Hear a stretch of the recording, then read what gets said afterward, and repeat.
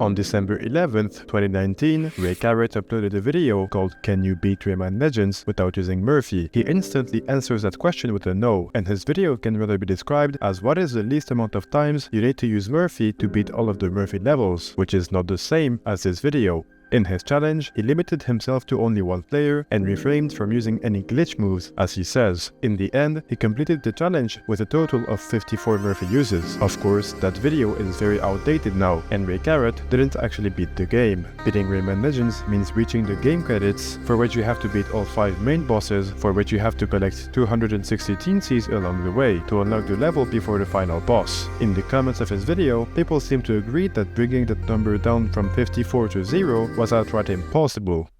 Except, not really. This is how I beat Rayman Legends without using Murfy a single time.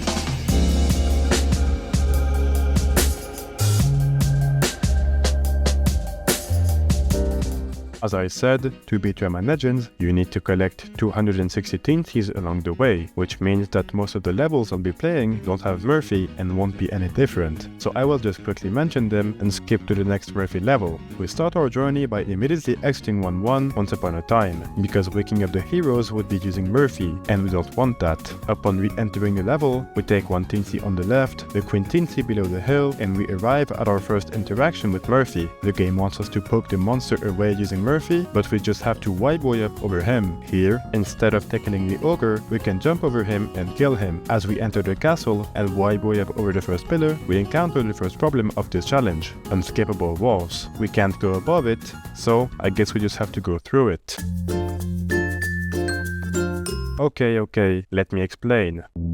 What you have just seen is a co-op zip. For a more detailed explanation, please go watch my co-op task video, but I'll briefly go over the basics. A co-op zip needs 2 players, and the bottom one has to be glowboxed. If he turns around and holds up, he can teleport another player pretty far. If that player kicks, he can go through walls. If he jumps, he will exit the zip. If the bottom player presses any button or dives during the zip, the other player will be released. You can angle a co-op zip if the bottom player is on the diagonal slope or is hanging off an edge. So, we co-op zip through this wall, grab a teensy, co-op zip through another wall like that, and we enter the king room, which is really easy to do without Murfy. The last room was a bit of a challenge. It almost looks like you can fit under there, but there is just no space. I could simply zip to the right and finish the level, but I wanted to try to get the teensy on the left as well. I tried directly zipping to the left, but they ended up going out of bounds and died. One thing you must know, when you're out of bounds, clipping back in bounds is only possible from the bottom. If you try to go back in bounds from the side or from the top, you will die. Just keep that in mind. I tried to go up zip further right, and it worked. I managed to get zipped all the way to this indent. I got the teensy and used my heart to damage boost past the obstacles. The rest of the level is very straightforward, and that's 1-1 done.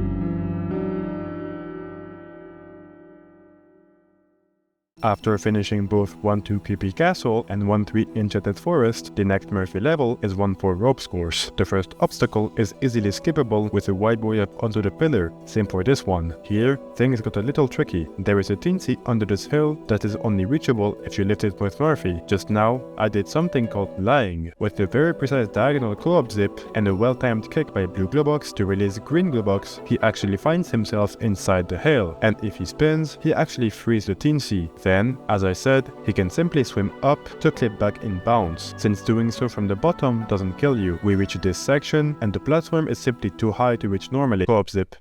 It's the solution most of the time. I don't have 1,000 ways to introduce the same solution. After nothing really eventful, I arrived outside of the king room, which was guarded by another monster. The solution, you guessed it, was to co-op zip through him. You need a heart because you get hit by it, but you can then easily enter the room. Inside it, you don't need to co-op zip, but it's the obvious choice. Taking teensy gives you a heart, so you can damage boost during the co-op zip on the way out. Apart from a quite tricky enemy to avoid, nothing else in the level was hard, and that was 1-4 done.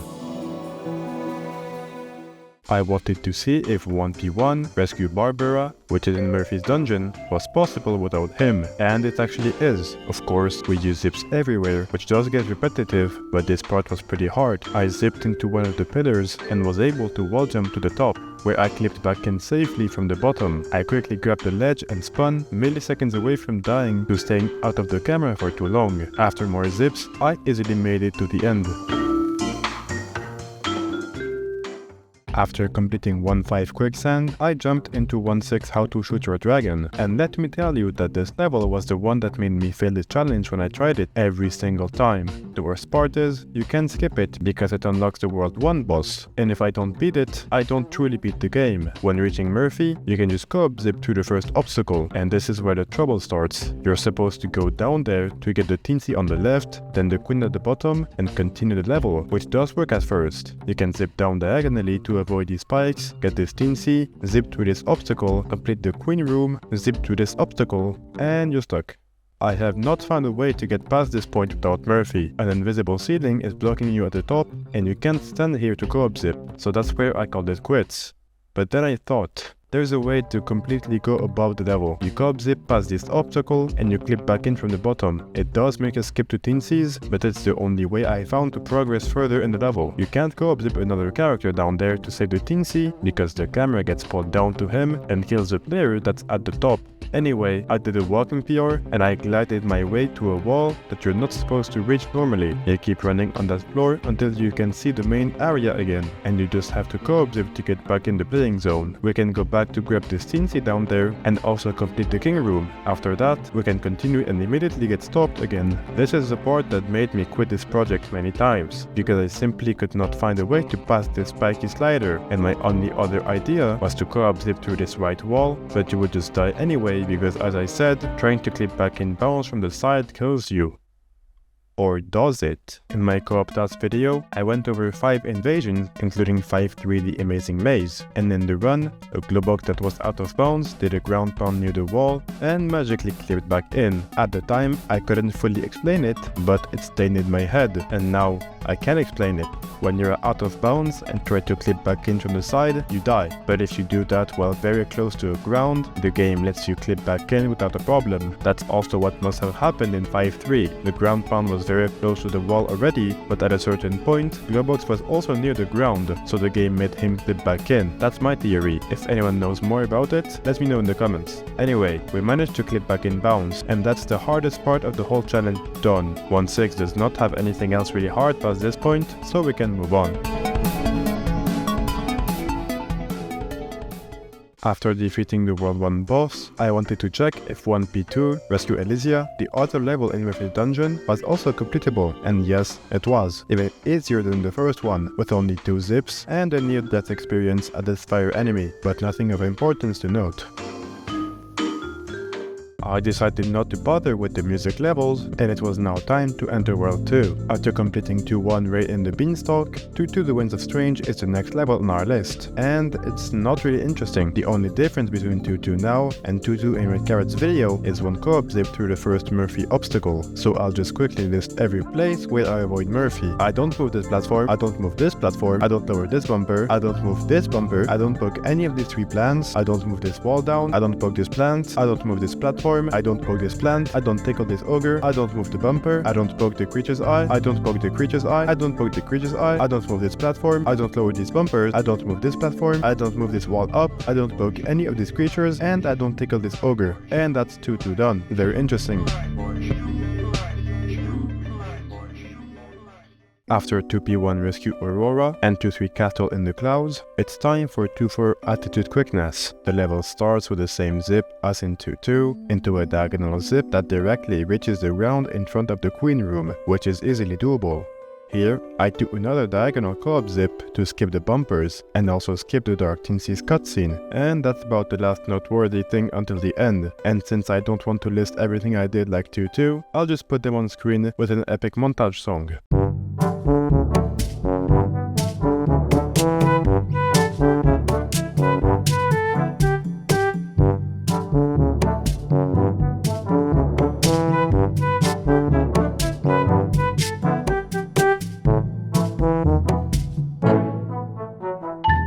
You did need to keep a heart during the entirety of the level to skip using Murfy at those last bumpers by doing a ground pound under the second one to damage boost on this vine up to the end, and that's 2-4 done. After 2-5 when toads fly, 1-6 invaded, 2P2 rescue Twila, 2-3 invaded, and the World 2 boss, we enter 3-1 with the duck, and immediately exit it because it's completely impossible. As soon as you reach Murfy, you are presented with an unskippable wall, and you can't go up zip as a duck. As usual, you can't go above it, so you're simply stuck. So, we skip 3-1, and after completing 3-2 Spoiled Rotten and 3P1 Rescue Estelia, we enter 3-3 I've Got a Feeling, and immediately exit it as well. When you reach Murfy, you're presented with these walls of fireballs. You can damage boost through the first one with a heart, but for the second one, you don't have a heart anymore, and you just die. So, we also skip 3-3.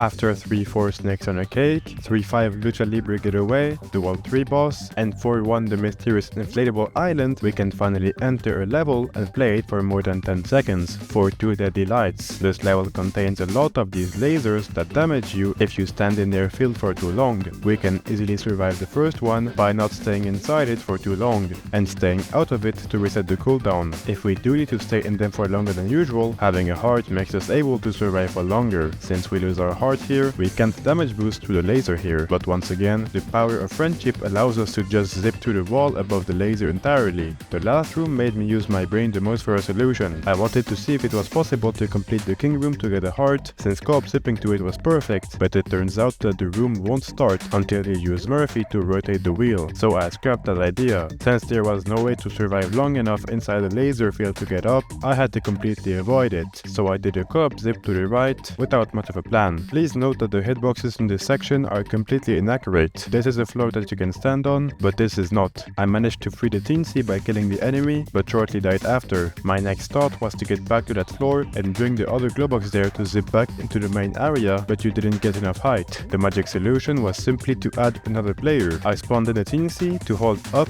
and zipped on top of him, giving me just enough height to come back in bounds. I'm surprised only one teensy was enough. According to the game, I am currently inside this block, but it worked, so I won't complain. The last section of the level just made me get this heart and damage boost through this laser to reach the top platform, then easily go to the finish, and that's 4-2 done.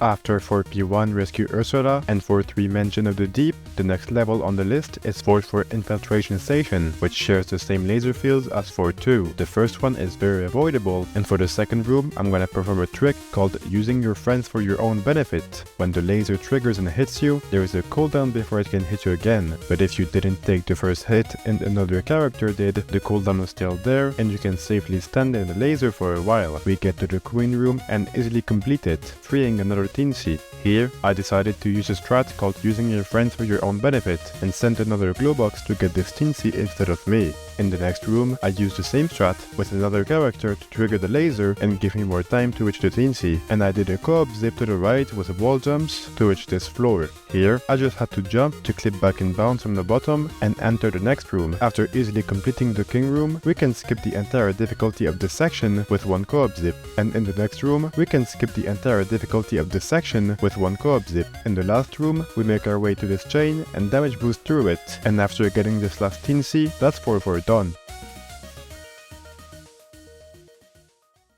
After 4-5 Elevator Ambush, 4-6 There's Always a Bigger Fish, and the World 4 boss, it's now time for 5-1 Chills Up and Down. You can pass the first wall of Fireball solo, but it's way easier with a co-op zip. Same thing for the next one, but this is where the trouble starts. A co-op zip just sends you straight into the fireballs, so you have to do a spin jump at a very precise timing to barely dodge the fireball below you, but also above you. For the next section, we take advantage of the way the next fireball spawn when you restart the sequence. For this wall, you just have to spin right after the fireball hits the ground, and then do a back kick plus jump to have a consistent setup to avoid the fireballs. You can wipe your way up to the left and barely free the teensy with Glowbox's back kick attack. This next one was horrible because there are two walls of fireballs, and it seems to be extremely precise. Just look at this, I didn't die here. Thankfully, we reach a checkpoint, so we don't have to deal with that anymore. This section requires a very high angle wipe way up and a ground pound to actually land on the platform, and you need to have a good fireball cycle to not die while doing the ground pound. You can simply spin at the correct time to get to the queen's room. Inside it, since you can't rotate the wheel with Murfy, we're going to ignore the maze completely and co-op zip to the right and free the queen from outside. When you exit that room, you can co-op zip straight to the right and perfectly land on this shield. You can easily avoid those little fireballs by restarting a sequence and going there fast before they can load in. And you can skip the next wall of fireballs like this, which was a failed walking PR attempt. I kept my heart here when RayCarrot used his to damage boost, which made this next part much easier since I could damage boost here. We make our way to the king room, which is very easy to do. The next section is the last hard part of the level. I found a consistent setup to pass the first wall by restarting a sequence, walking forward for a bit, and doing a back kick plus jump. The next part is harder and lag dependent, as you wipe way up into a double wall of raining fireballs, and you need to pray that you damage boost correctly to make it through. Once you do, there's only one more wall of fireballs in this section. I decided to do something called using your friends for your own benefit. I used another glow box to try and pass this wall, which gave me unlimited attempt even if I failed. I managed to avoid the fireballs and made it onto the shield. You have one more wall of fireballs that you can just spin at the correct time to go through, and you can just ignore Zeus's finger completely if you go a bit fast, and that's 5-1 done.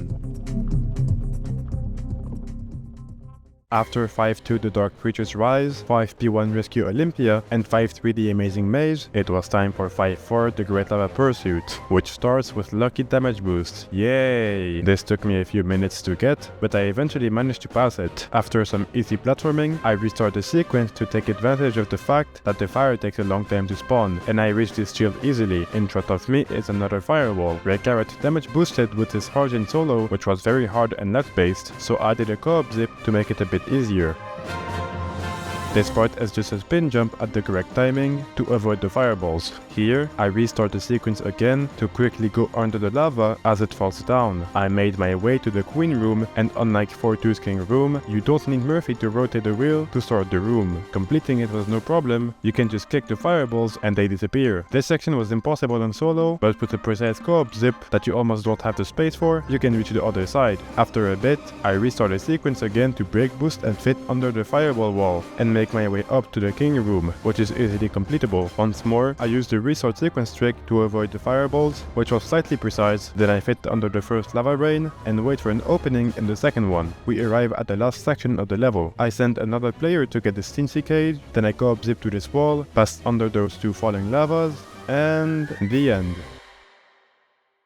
I kid you not, I tried to pass this for 30 whole minutes with damage boosting. I even called in a friend to try and help me, nothing worked. Here are the 29 minutes and 37 seconds of attempts in a quick time lapse. I got very annoyed that I had made my way to the last obstacle in the whole level just for it to be completely impossible, at least for me. If anyone finds a way to pass it, please let me know in the comments, but sadly I had to leave 5-4.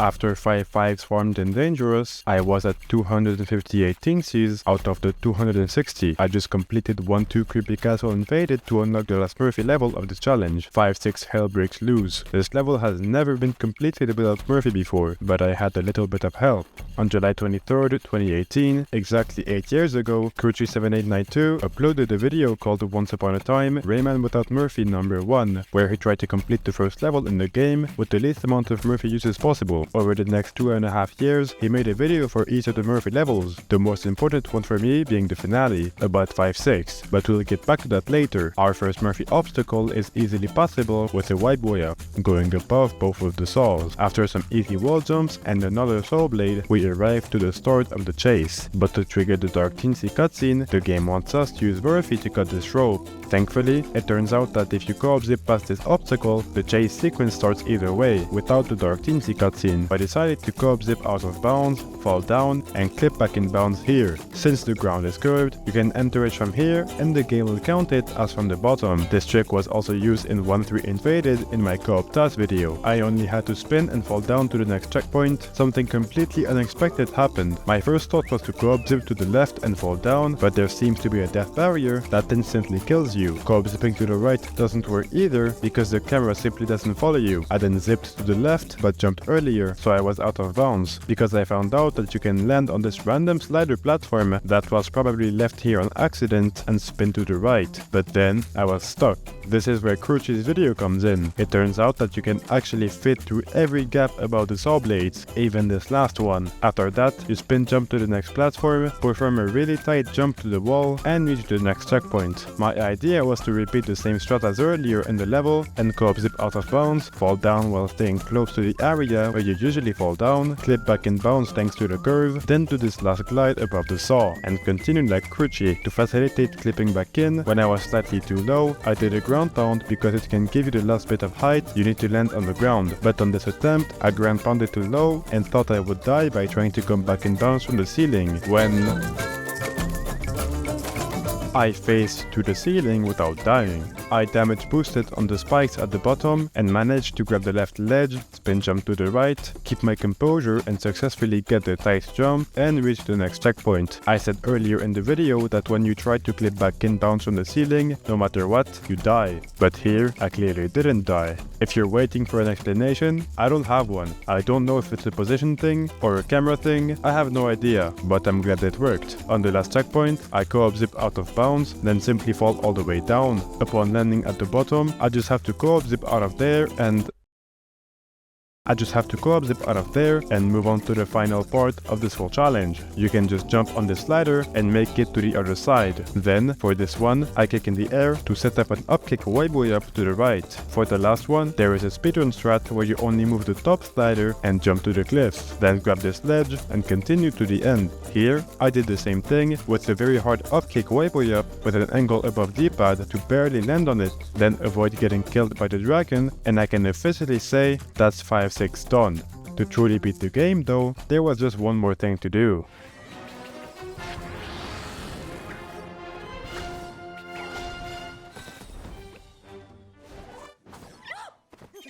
And with that punch, I am probably the first person in the world to complete Rayman Legends without using Murfy a single time. Thank you for watching.